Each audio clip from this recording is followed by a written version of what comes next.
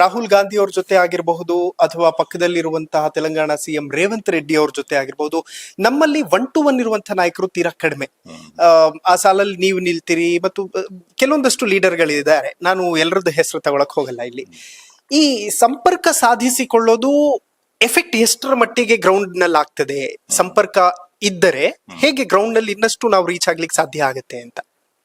ಅದೇ ಅಂದ್ರೆ ಈಗ ರೇವಂತ್ ರೆಡ್ಡಿ ಅವರು ಅಂತ ನಾವು ಉದಾಹರಣೆ ತಗೊಂಡ್ರೆ, ರೇವಂತ್ ರೆಡ್ಡಿ ಅವರು ನಮ್ದು ಏನಂತಾರೆ, ಅವ್ರು ಅವಾಗೇನು ಇರ್ಲಿಲ್ಲ ಅವಾಗ. ಅವರು ಏನು MLA ಆಗಿದ್ರು ಅಥವಾ ಸೋತಿದ್ರು ಅವರು. ಮತ್ತೆ ಆಮೇಲೆ MP ಎಲೆಕ್ಷನ್ ಬಂದಾಗ ಅವ್ರು MP ಆದ್ರು. ಕರೆಕ್ಟ್. ಬಟ್ ಅವಾಗೆ ನಮ್ದು ಅವ್ರು ಕೂಡ ಸಂಪರ್ಕನಾಗಿದ್ವಿ ನಾವು. ನಮ್ ಬಗ್ಗೆ ಅವ್ರಿಗೂ ಗೊತ್ತಿತ್ತು, ಅವ್ರ ಬಗ್ಗೆ ನಮಗೂ ಗೊತ್ತಿತ್ತು. ಒಂದು ಒಳ್ಳೆ ಬಾಂಧವ್ಯ ಅವಾಗ್ಲಿಂದನೂ ಇಲ್ಲಿವರೆಗೆ ಇದೆ. CM ಆದ್ಮೇಲೆ ನಮ್ಗೆ ಅವ್ರ ಸಂಪರ್ಕ ಆಗಿದೆ ಅಂತಲ್ಲ, ಬಟ್ MLA ಸೋತಾಗ ಅವ್ರ ಕೂಡ ನಮ್ ಸಂಪರ್ಕ ಇತ್ತು. ಆ ಕಷ್ಟ ಕಾಲದಲ್ಲಿ ಅವತ್ತೆಲ್ಲ ನಾವು ಬಹಳ ಹತ್ತಿರನಿಂದ ನೋಡಿದೀನಿ. ಸೊ ಹಂಗಾಗಿ ಆ ಸಂಪರ್ಕ ಬೆಳೆಸ್ಕೊಂಡ್ಮೇಲೆ ಏನಾಗ್ತದೆ, ಒಂದು ಪ್ರಭಾವ ಬೆಳೀತದೆ.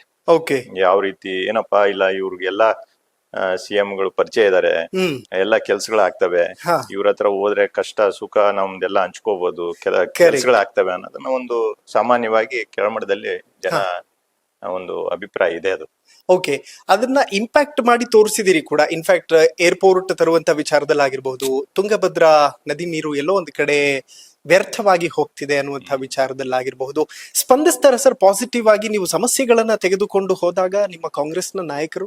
ಅಲ್ಲ, ಅದೇ ಹೇಳ್ತಾ ಇದ್ದೀನಿ, ಇವತ್ತು ಏನೇ ವಿಷಯ ಇರ್ಬೋದು, ಪೂರ್ತಿ ಪ್ರಮಾಣದಲ್ಲಿ ಅದ್ರ ಬಗ್ಗೆ ನಾಲೆಜ್ ಇಟ್ಕೊಂಡು ಹೋಗ್ಬೇಕು. ಅರ್ಧಮರ್ಧ ನಾಲೆಜ್ ಇಟ್ಕೊಂಡು ಹೋಗ್ಬಾರ್ದು. ಅದ್ರ ಬಗ್ಗೆ ಸಂಪೂರ್ಣವಾಗಿ ನಾವು ತಿಳ್ಕೊಂಡು ಅದನ್ನ ನಾವು ನಮ್ ಲೀಡರ್ಸ್ ಹತ್ರ ಸಂಪೂರ್ಣವಾಗಿ ಅದಕ್ಕೆ ಬಲಿಷ್ಠವಾಗಿ ಇದು ಬೇಕೇ ಬೇಕು, ಯಾಕೆ ಬೇಕು ಅನ್ನೋದನ್ನ ನಾವು ಅಲ್ಲಿ ನಾವು ಅವರಿಗೆ ಮನವರಿಕೆ ಮಾಡಬೇಕಾಗ್ತದೆ. ಅದಕ್ಕೆ ಏನಂದ್ರೆ ತಕ್ಕಂತೆ ಅವರು ನಮ್ಮ ಮೇಲೆ ಅಷ್ಟೇ ನಂಬಿಕೆ ಇಟ್ಕೊಂಡಿದ್ದಾರೆ. ಇವತ್ತು ಕೆಲವೊಂದು ವಿಷಯಗಳ ಬಗ್ಗೆ ನಾವು ಹೇಳ್ಬೇಕಾದ್ರೆ ಇಡೀ ದೇಶದಲ್ಲೇ ಮಾದರಿಯಾಗಿ ಎಲ್ಲಿ ಮಾಡ್ಲಾರ್ದಂಗೆನೆ ಇಲ್ಲಿ YTPS ಅಂತ ಹೇಳಿ ಒಂದು ನಮ್ಮ ಒಂದು ಘಟಕ ಇದೆ, ಯರ್ಮರಸ್ ಥರ್ಮಲ್ ಪವರ್ ಸ್ಟೇಷನ್ ಅಂತ ಹೇಳಿ. ಅಲ್ಲಿ 131 ಏನು ತಮ್ಮ ಜಮೀನನ್ನ ಕಳ್ಕೊಂಡಿದವರು ಸುಮಾರು ವರ್ಷಗಳಿಂದ 1995ನಿಂದ ಅವ್ರಿಗೆ ಆ ಒಂದು YTPS ಅಲ್ಲಿ ನೌಕರಿ ಸಿಗ್ಬೇಕಾಯ್ತು.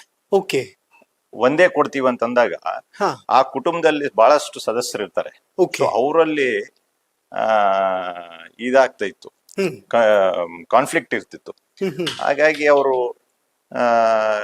ಮನವರಿಕೆ ಮಾಡಿದಾಗ ಇಡೀ ಭಾರತ ದೇಶದಲ್ಲಿ, ನಾನು ಗಂಟಾಘೋಷ ಬಗ್ಗೆ ಹೇಳ್ತಾ ಇದ್ದೀನಿ ಇವತ್ತು, ಇಡೀ ಭಾರತ ದೇಶದಲ್ಲಿ 131 ಫ್ಯಾಮಿಲೀಸ್ಗೆ ಏನು ಅವ್ರು ಏನು ಜಮೀನನ್ನ ಕಳ್ಕೊಂಡಿದವ್ರು, ಒಂದು ನೌಕರಿ ಸಿಗದೆ ಬಹಳ ಕಷ್ಟ ಇವತ್ತು.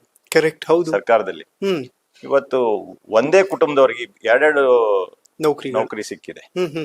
ಅದು ಅವತ್ತು ನಾವು ಯಾವ ರೀತಿ ನಾವು ಅವ್ರ ಮುಂದೆ ನಮ್ ಲೀಡರ್ಶಿಪ್ ಮುಂದೆ ಅವತ್ತೂನು ಇದು 2017 ರಲ್ಲಿ ಆಗಿರೋದು. ಅವಾಗ ಮುಖ್ಯಮಂತ್ರಿಗಳಾದಂತ ನಮ್ಮ ಸಿದ್ದರಾಮಯ್ಯ ಅವ್ರ ಹತ್ರ ಹೋಗಿ ನಾವು ಮನವರಿಕೆ ಮಾಡ್ಕೊಂಡು, ಇಲ್ಲ ಸರ್ ಇದ್ ಮಾಡೇಬೇಕು, ಈ ರೀತಿ ಆಗಿದೆ ಅಂತ ಹೇಳಿ ಅವ್ರ ಮುಂದೆ ಇಟ್ಟಿದಾಗ ಅವ್ರು ಒಪ್ಪಿದ್ರು.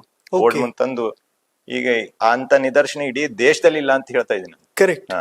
ಅಂತ ಅದೇ ನಾವು ಏನಂದ್ರೆ ಅದಕ್ಕೆ ಪೂರಕವಾಗಿ ನಾವು ಅದನ್ನ ನಾವು ಸಬ್ಜೆಕ್ಟ್ ನ ಪೂರ್ತಿ ಪ್ರಮಾಣದಲ್ಲಿ ತಿಳ್ಕೊಬೇಕಾಗ್ತದೆ. ಅದೇ ರೀತಿ ನಮ್ಮ ಅಲ್ಲಿ ನಮ್ ಲೀಡರ್ಸ್ ಕನ್ವಿನ್ಸ್ ಮಾಡ್ಬೇಕಾಗ್ತದೆ.